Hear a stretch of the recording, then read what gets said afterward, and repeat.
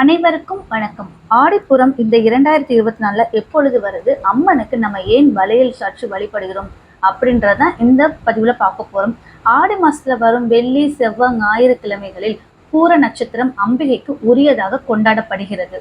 ஆடி மாசத்துல வரும் பூர நட்சத்திரத்தில் அம்பிகைக்கு விழா எடுத்து கொண்டாடப்படும்.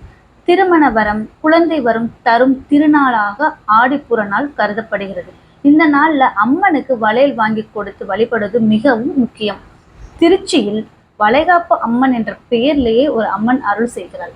இந்த அம்பிகைக்கு ஆடிப்புறத்தன்று கர்ப்பமாக இருக்கும் பெண்ணிற்கு 7வது மாதத்தில் என்னென்ன சடங்குகள் செய்வார்களோ அது அத்தனையும் செய்து வளைகாப்பு நடத்தப்படுவது வழக்கம். மற்ற நாட்கள் இல்லாம ஆடிப்புறத்தன்று மட்டும் எதற்காக அம்மனுக்கு வளையல் வாங்கி கொடுக்கிறோம், எதற்காக அம்மனுக்கு வளைகாப்பு நடத்தப்படுகிறது அப்படின்றத நம்ம பதிவுல பார்ப்போம். ஆடி மாசத்துல அம்மனுக்கு கொண்டாடப்படும் மிக முக்கியமான விழாக்கள்ல ஒன்று ஆடிப்பூர விழா. 27 நட்சத்திரங்களில் 11வதாக வரும் நட்சத்திரம் தான் பூரம். அனைத்து மாதங்களிலும் பூர நட்சத்திரம் வந்தாலும் ஆடி மாசத்துல வரும் பூர நட்சத்திரத்திற்கு தனி சிறப்பு. 12 வைணவ ஆழ்வார்களில் ஒருவரான ஆண்டாள் நாச்சியார் அவதரித்தது இந்த ஆடி மாத பூர நட்சத்திரத்தில் தான். மகாலட்சுமியின் மறு அவதாரமான ஆண்டாளின் அவதார தினத்தையே ஆடிப்பூரம், ஆண்டாள் ஜெயந்தி என பல பெயர்கள்ல நம்ம கூறப்படுகிறது. ஆடிப்புறம் திருநாள் அன்று அனைத்து வைணவ திருத்தலங்களில் மட்டுமின்றி அம்மன் கோயில்களில் அனைத்து சிறப்பு ஹோமங்கள், பூஜைகள், சிறப்பு அலங்காரங்கள் நடத்தப்படும். ஆண்டாள் அவதரித்த திருத்தலமான ஸ்ரீவில்லிபுத்தூர்ல 10 நாட்கள் ஆடிப்புற திருவிழா நடைபெறும். 10வது நாள்ல ஆண்டாள் ஸ்ரீரங்க மன்னர் திருக்கல்யாணம் நடைபெறும்.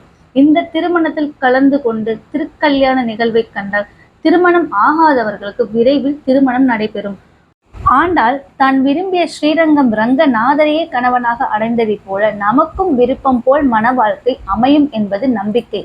இந்த ஆண்டு ஆடிப்புற விழா ஆகஸ்ட் 7ஆம் தேதி புதன்கிழமை வருகிறது. ஆகஸ்ட் 6ஆம் தேதி மாலை 6:42 மணிக்கு துவங்கி ஆகஸ்ட் 7ஆம் தேதி இரவு 9:03 வரை பூர நட்சத்திரம் உள்ளது. அன்று நாள் முழுவதுமே அமிர்த யோகமும் நிறைந்துள்ளது. ஆகஸ்ட் 7ஆம் தேதி நாள் முழுவதும் ஆடிப்புற வழிபாட்டினை மேற்கொள்ளலாம். திருமணம், குழந்தை பாக்கியத்திற்காக காத்திருப்பவர்களுக்கு இந்த ஆடிப்புறத்தன்று அம்மனுக்கு வளையல், குங்குமம் வாங்கி கொடுத்து வேண்டிக் கொள்ளுங்கள். ஆடி மாசத்துல அம்மன் சக்தி அதிகரித்து காணப்படும். உலக மக்களை காப்பதற்காக அன்னை பார்வதி மண்ணில் அவதாரம் எடுத்ததும் இந்த ஆடிப்புறத்தில் தான். அதனால் ஆண்டாள் நாச்சியார் மட்டுமின்றி அன்னை உமாதேவியும் அவதரித்தது இந்த நாள்ல என்று சொல்லப்படுகிறது. உலகத்திற்கே அன்னையாக விளங்கக்கூடிய அன்னை பராசக்திக்கு ஆடி மாசத்துல வளைகாப்பு திருவிழா நடத்தப்படும். ஆடிப்புறத்தன்று மட்டுமே அம்மனுக்கு வளைகாப்பு நடத்தப்படும். அம்மனுக்கு வளைகாப்பிற்கு வளையல் வாங்கி கொடுத்து கோவிலில் பிரசாதமாக கொடுக்கும் வளையலை பெண்கள் அணிந்து கொண்டால் குழந்தை பாக்கியம், திருமண பாக்கியம் கிடைக்கும் என்பது நம்பிக்கை. அம்மனுக்கு ஆடிப்புறத்தன்று வளைகாப்பு திருவிழா நடத்துவதற்கு கதையே ஒன்று சொல்லப்படுகிறது. முன்னொரு காலத்துல ஆடி மாசத்துல அம்மனுக்கும் சிவனுக்கும் திருவிழா நடத்தப்பட்டுச்சு. திருவிழா முடிந்து கூட்டம் அனைத்தும் சென்ற பிறகு அந்த இடத்தில் கர்ப்பிணி ஒருவர் வந்துள்ளார். சற்று ஓய்வு எடுப்பதற்காக அமர்ந்த அந்த பெண்ணிற்கு திடீரென பிரசவ வலி ஏற்பட்டது. ஆனால் அவளுக்கு உதவி செய்வதற்கு அங்க யாருமே இல்லை. இருந்தாலும் அம்பிகையின் பக்தியான அந்த பெண் அன்னை பராசக்தி தனக்கு உதவ வருவாள் என தீவிரமாக நம்பினாள். அதே மாதிரி அம்பிகையும் மருத்துவச்சி உருவத்தில் வந்து அந்த பெண்ணிற்கு பிரசவம் பார்த்தாள். வந்திருப்பது பார்வதி தேவிதான் என்பதை உணர்ந்த அந்த பெண் தனக்காக அம்பிகை வந்த இந்த நாளை அனைவரும் கொண்டாட வேண்டும் என கேட்டுக்கொண்டாள். இதை வளைகாப்பு திருவிழாவாக கொண்டாட வேண்டும் என கேட்டுக்கொண்டாள். அந்த பெண்ணிற்கு அம்பிகை அளித்த வரத்தின்படி இந்த நாள்ல அம்பிகைக்கு வளைகாப்பு நடத்தி வழிபடுபவர்களுக்கு வேண்டும் வரங்கள் கிடைக்கும், அன்னையின் அருள் கிடைக்கும் என்பது நம்பிக்கை.